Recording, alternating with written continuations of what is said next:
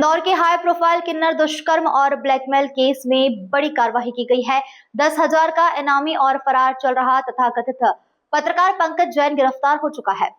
वहीं मामले में जिसमें किन्नर की शिकायत पर सपना हाजी, राजा हाशमी और पंकज जैन और अक्षय कुमायूं के खिलाफ एफआईआर दर्ज हुई थी। राजा हाशमी और सपना हाजी को पुलिस पहले ही गिरफ्तार कर चुकी थी। वहीं पंकज जैन और अक्षय कुमायूं पर 10-10 हजार का इनाम घोषित था। पूछताछ में सामने आया पंकज जैन खुद को पत्रकार बताता था, लेकिन है नहीं। इसे चंदन नगर इलाके से पकड़ा गया है। बताया जा रहा है इसी केस को लेकर किन्नर समाज के 24 किन्नरों ने आत्महत्या का प्रयास किया था और अब तक इस केस में 3 गिरफ्तार हो चुके हैं, जबकि एक आरोपी अक्षय कुमायूं अब भी फरार है। उस पर 10,000 का इनाम बरकरार है।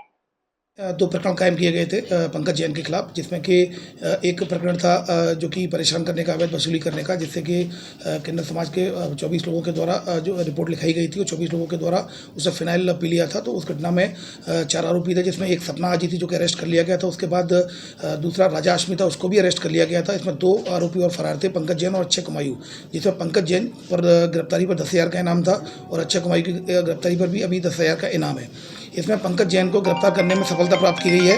पंकज जैन 2 मामलों में फरार था। एक जो कि जैसा कि मैंने बताया, जिसमें सपना हाजी और राजा हाशमी अरेस्ट हुए, वो मामला है, और दूसरा मामला एक था जिसमें अक्षय कुमायूं और पंकज जैन दोनों आरोपी हैं, जिसमें इनके द्वारा गलत काम किया गया था। तो उसकी रिपोर्ट पर से भी एफआईआर रजिस्टर की गई है। तो इन दोनों ही मामलों में अपराध क्रमांक 96, 97 दोनों ही मामलों में अरेस्ट कर लिया गया है उसको, और आज माननीय न्यायालय के समक्ष पेश किया जाकर और उसकी रिमांड लिया जाकर उससे पूछताछ की जाएगी।